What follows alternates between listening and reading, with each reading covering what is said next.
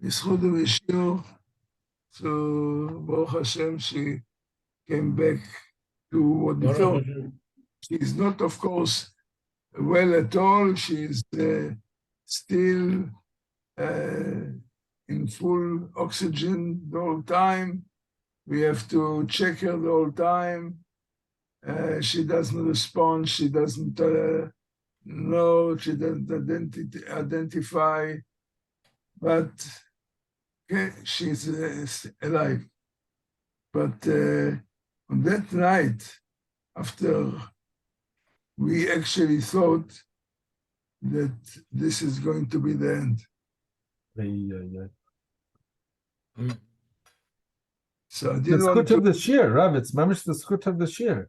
Yeah, so that's what I said. This is why I didn't want to cancel the Shiur, and I'm sure there'll be schut of the Shiur, and I hope that b'schut our Shiur tonight, it will be continue to have a credit. Thank you, Rav. Thank you so much. Michael Weiner, you didn't hear from Michael Weiner? I did not hear from Michael Weiner or Les Harris. I did not hear from anybody. Okay, so we are going to start 3B. I'm going to put mine on mute. There's a lot of noise here. And No, me as well. You've got noise? 3B3. In the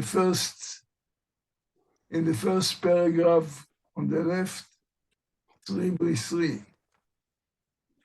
Amar Rav Chisda, another statement which was said by Rav Chisda. בתחילה קודם שחטאו ישראל. Originally, before the Israelites sinned,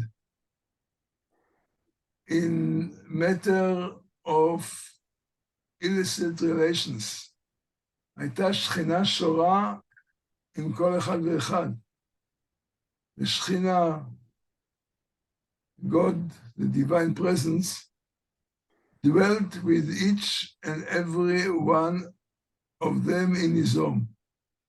In other words, the home, I mean, we usually know that a holy place, a shul and so on, this is where the Shekhinah, the divine presence, we expect there. But the ideal wasn't just you go to shul and you cling to the Shekhinah God. It should be, that God should be in every home.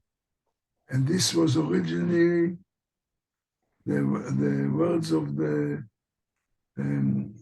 is a quotation, כי השם אלוקיך מתהלך בקרב מחניך.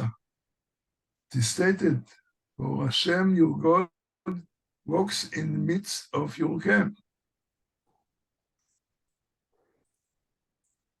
כיוון שחטאו נסתלקה שכינה מהם. However, when they sinned by specifically having forbidden relations, then divine presence moved itself from them, שנאמר ולא ייראה בך בדבר, and it stated that so that he will not see a shameful thing among you and turn away from behind you. I think that this is something that a message or a lesson, because we don't actually relate ourselves that the home is a place for sanctity, for the Shekhinah, from God to rest in our home. We know that if you want to have a contact, you go to shul, this is the holy place. But this is not the original idea. The original idea that Shekhinah, God supposed to be, like he says, השם אלוקיך מתהלך בקרב מחניך. Hashem walks in the midst of your camp. What happened after they sinned? So this like saying the sin moved or chased away God from the homes.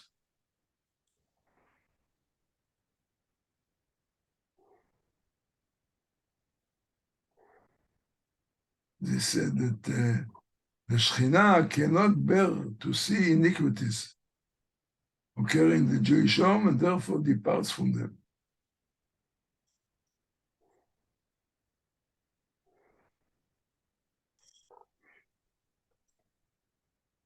Okay, we continue. Amar Rab Shmuel bar Nachmani, Amar Rab Yonatan. Rab Shmuel bar Nachmani said in the name of Rabbi Yonatan,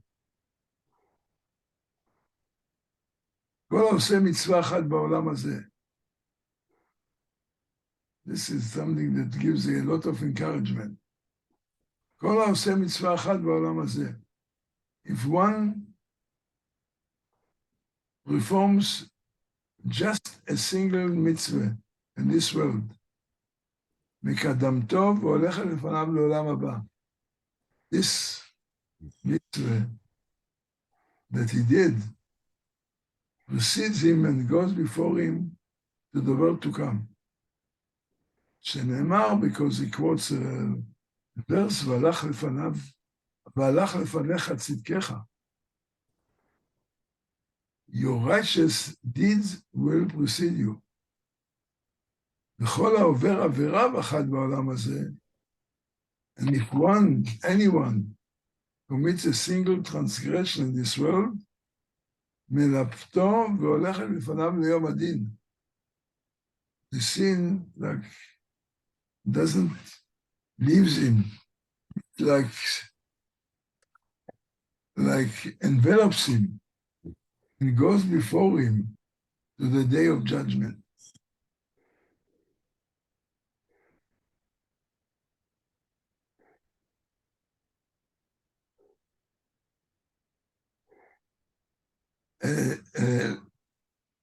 שנאמר, יפתור כל דרכם ויעלו בתור, they are enveloped by their own courses, enter wasteland and are lost. So, encouragement to do a mitzvah, discouragement to do an avera. Reb Lezer אומר, Reb Lezer puts a different, the same idea, same message, but in a different example. שורה בו ככלב.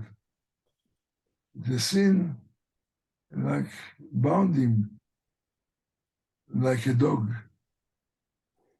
Like a dog. What is like a dog?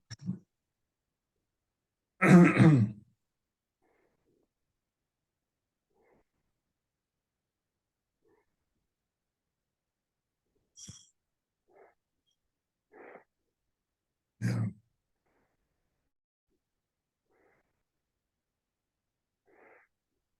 שנאמר ולא שמע אליה לשכב אצלה להיות עימה, talking about Joseph, Joseph, that he was tried to by Potiphar's wife when he was in Egypt, in the house of Potiphar, and she tried to seduce him. And he wouldn't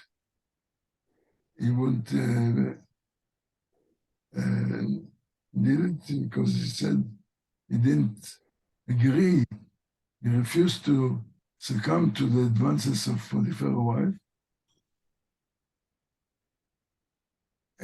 And he didn't listen to her to sleep with her. So it says, לא שמע לי אליה לשכב אצלה, he didn't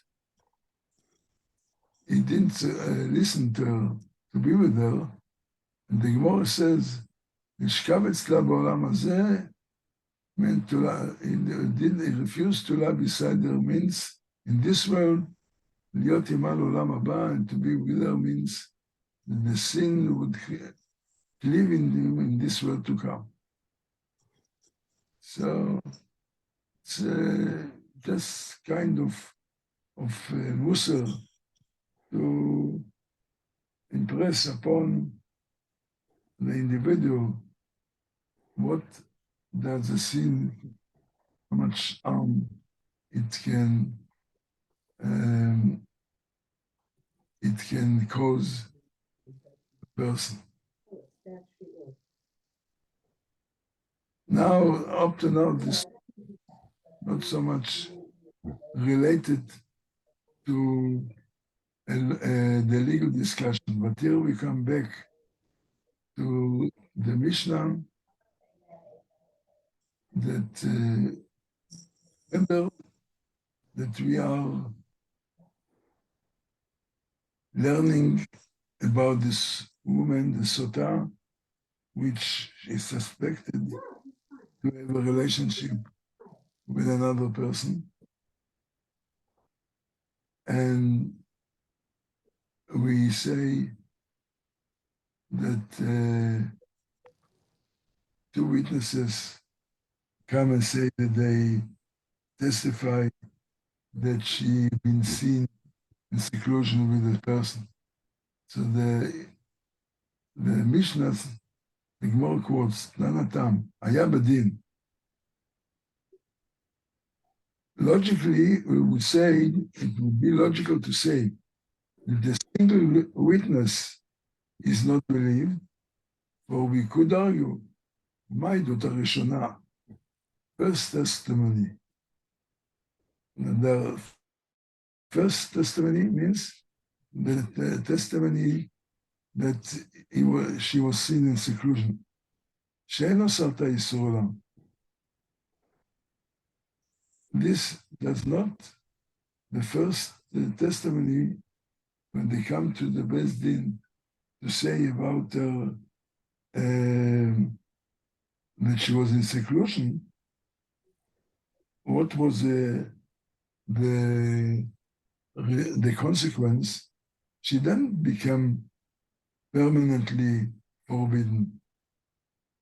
She had only to go and drink the water, the bitter water, to prove her innocence. So, nevertheless, אינה מתקיימת בפחות משניים. You need to have two witnesses to establish that she was seen in seclusion. עדות אחרונה, the Gemorrah tries to prove that although we said there was a process, the husband first warns her not to be having any connection with this person that he suspects that she has a relationship with. And afterwards, nevertheless, come two witnesses and say that she was seen in seclusion with this person, then this is the whole process, which of course will learn with the time to come to Beit HaMikdash, to the temple, she had to drink the water and so on. But what happened if one witness can testify that he saw her actually sleeping with the guy? And the Gemorrah says, logically, I would think that it's not enough to have just one witness. Because if we see that to testify about her being in seclusion with somebody, you need two, which in fact, this testimony will not forbid her on her husband forever, because there is a way how to go. If she prove proves their innocence by drinking the water. Nevertheless, you need to have two witnesses. So you would have think that if a person who come to testify that she in fact was sleeping, or she was actually adultery, surely you need two witnesses, and not, one witness is not be enough. Why? Sotah is Olam, because this evidence of adultery, this make her permanently forbidden. So I know din שלא תתקיים פחות משניים. So it is logical that if the Torah requires two witnesses just to make her to drink the water, sure, which is, as I said, is not imposing everlasting prohibition, because she can prove herself with the water. Surely to blame her, or if a witness comes to testify that he saw her sleeping with somebody, which if we accept this evidence of one witness, it will permanently forbid her on her husband. Surely she should have two witnesses. Talmud Lomar, Gemorrah quotes the verse, and I'm turning the page to 3b4. The Torah says, Torah states, "Ve'ed en ba." And if there is no one witnesses, and there was no witnesses about her defilement, kol sheyesh ba, the implication is that if there is even evidence of one, because Eid en ba is in singular, one witness. He said, when are we going to that she will drink the water, because there is no one witness? Implies that even if there is one witness, then it would already define her as a Sotah, and this will be, as I said, with the consequences. So this is what the Gemorrah want to show, because this is what the mission says. It's enough one witness, because we learn it from this text. And the Gemorrah continues, "V'kal v'chomer v'idut harishona." And accordingly, Kal v'chomer argument, Kal v'chomer is a logical inference to extend to the single witness stringently to the first testimony about the seclusion. מה העדות האחרונה שאוסרתה איסור עולם? If the second witness, second testimony, which as we said, will make her,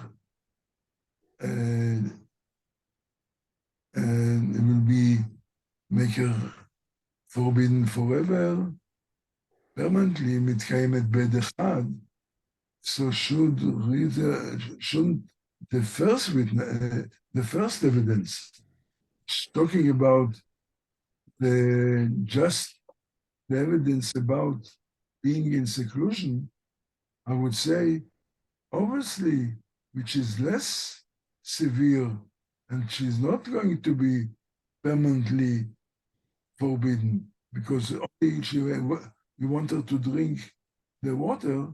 So surely we would say that enough one witness to come and say that soil in seclusion with somebody, and yet it's not the case.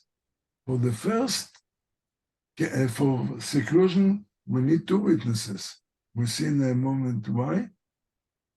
But for the second about being actually defiled and adulterous, enough one. So the Gemorrah only wants to explain until we find that seem to be illogical that for the evidence for seclusion we require two, for the adulterers it's enough one. Because logically, we said it should be on the contrary. If for something which, for defilement which makes it forbidden forever, it's enough one. Surely for the something which it doesn't make her permanently forbidden, Einodin Shetitkayem Be'edechad. Isn't logically that it should be also established only in one witness. It can't be that something which is less severe you need two, and what was very severe, only one. So the Gemorrah, Talmud Omar, we learn it from the text. כי מצא בערווה דבר. The Torah states regarding one who is divorcing his wife, כי מצא בערווה דבר. For he found in her a matter of immorality. ולנו אומר, and later he says, על פי שניים עדים, על פי שלושה עדים, יקום דבר. By the testimony of two witnesses, or testimony of three witnesses, shall a matter be established. So here we are learning what we call Gezerah Shavah, comparing two texts by having one word appearing in the two texts. Here the word davar, matter. This word matter appears in both contexts. So we linked the two subjects by Gezerah Shavah, which I said this is one of the ways how we understand the Torah, the comparison of two subjects or two texts by having the same expression. So מה דבר אמור לעולם על פי שניים עדים? As a matter which to establish, let's say, a woman when she to say whether when she's getting married or anything that has got some usually you need to have two witnesses who will say that a person is guilty or a person owes money. So in the testimony of two witnesses, so the word davar, matter, kan al pi shnayim. Here also, the matter of immorality established by the testimony of two. So this is something that we have to put in our mind. I just had the whole discussion today with somebody that I'm learning with him, a very clever person, intellectual.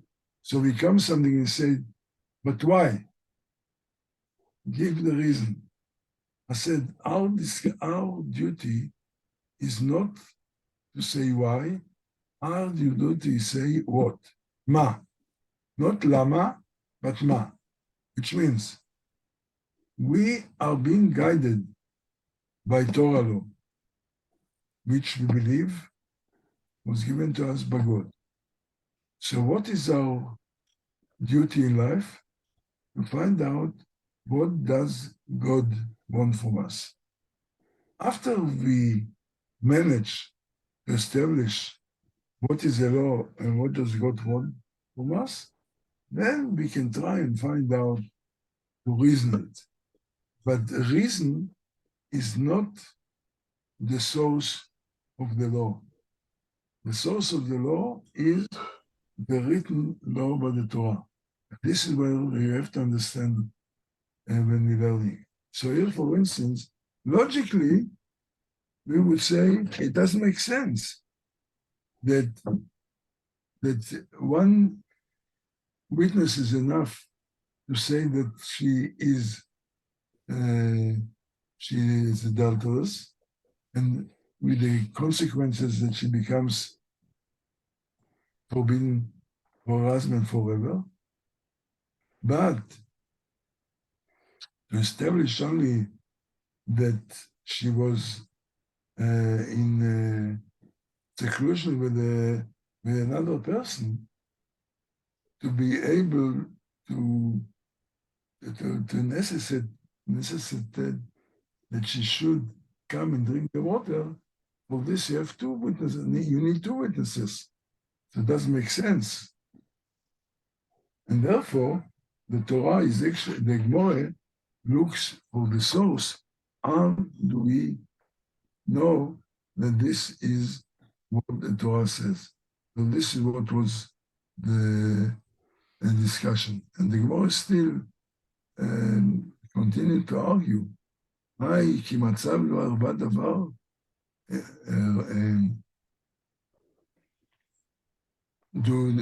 is it from this word, מצב הרבה דבר, from this we derive that what he says, for we found in her a matter of immorality, is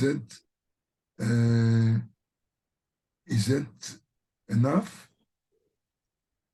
מבא נפקא. It is derived from the verse בא, about her. בא, ולא בכינוי בא, ולא בסתירה מבעלה. Anyhow, here, the Gemorrah tries to explain how we understand from the text what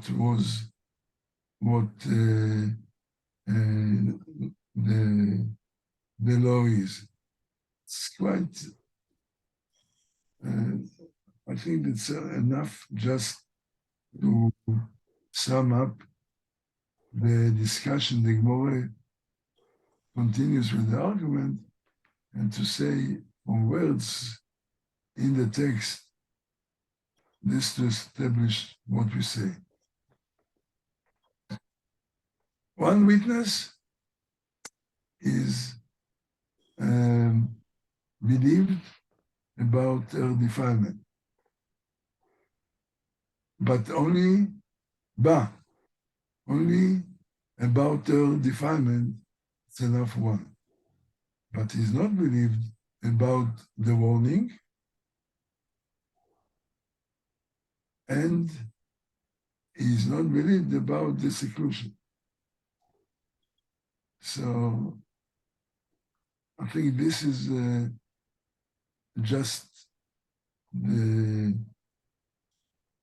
essence of the discussion, how we learn it from the text, which I don't think that we should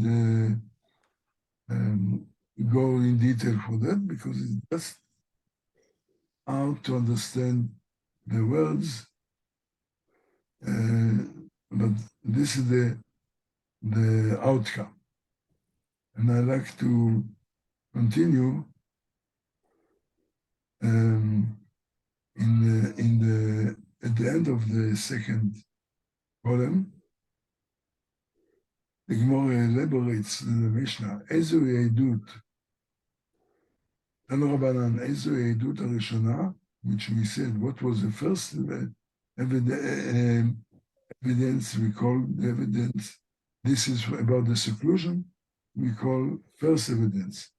The final testimony, this is what evidence which gives evidence about the defilement, עדות טומאה. This is where the second, when talking about defilement, is, as I said, the first, about seclusion, we need two. About defilement, it's enough one. Now I'll turn to 4A1. Now to go a little bit to some definition, what does it mean seclusion? What does it mean that witnesses come and say they saw secluded? What? They saw her for a minute, for a second? כמה שיעור סתירה? How long is the duration of seclusion? So, in order to give evidence which will force her to go and drink, you need to have some time. Don't just say a second. So the Gemorrah כדי טומאה, the seclusion must be a time which takes for defilement, כדי ביאה, takes for cohabitation, cohabitation. And כדי הרעה, which means the time it takes for the beginning of cohabitation, כדי הקפת דגל, which is דקל, which is time it takes for circling a palm tree, דיבר רבי ישמעאל. Those are the words of Rabbi Ishmael. Others say different times, which, okay, this technically, Rabbi Lezer said, כדי מזיגת הכוס, how long it takes for a person to mix a cup. Rabbi Shiur says, כדי לשתותו, how long it takes to drink the cup. ונזי אומר, כדי לעלות לצלות ביצה, how long it takes to roast an egg. Rabbi Akiva says how long it takes to swallow the egg. Rabbi Yehuda ben Beter אומר, כדי לגמור 3 ביצים, זו החזות, to be able to swallow 3 eggs, one after the other. All kind of technical things to understand, to say in practicality, what does it mean, seclusion, how long? This is what the discussion of the Gemorrah here. I think that in time, I think it is taken in halacha that it must be about 8 minutes that they can see them and see her to be in seclusion of this man. So this is time evidence which will force her to go and drink the bitter water to prove herself that she is innocent. No. I think that we are coming to an end of the time. But we got 3 minutes, 3.5. What? 3.5 minutes. 3.5 minutes. So the Gemorrah just comes to the discussion that all these different traditions that about time, the Gemorrah makes it to why was it necessary to, what is the reason of this dispute of the rabbis that everybody gives a different example to define the time. So it's again very, very, very technical, and I don't know if we should, because it's quite, as I say, very, very technical. So maybe we should leave it at this point. The main thing is that we know you need 2 witnesses seclusion. Yeah. We know that there is time limit, how much, which every rabbi tries to give it in a different definition. And the main thing is, for this you need 2, for the defilement, and it's enough of one witness. And the next time I will skip all this discussion, which is to say very, very technical, and we will try to continue, please God, in page 4A3. And the end of 4A3. A6. Okay. So with this, we will finish. And it's a little bit difficult pages. We can't see, appreciate it because it's based on verses and text. But we need to have some patience. We get to the real thing. In the meantime, I'm saying good Shabbos to you, and I'll see you, please God, Tuesday night. Yeah, Shabbat Shalom.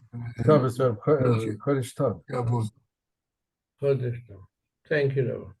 Kol Tov, Okay. Refuah Shlema. Thank you. Thank you, Rabbi. Thank you.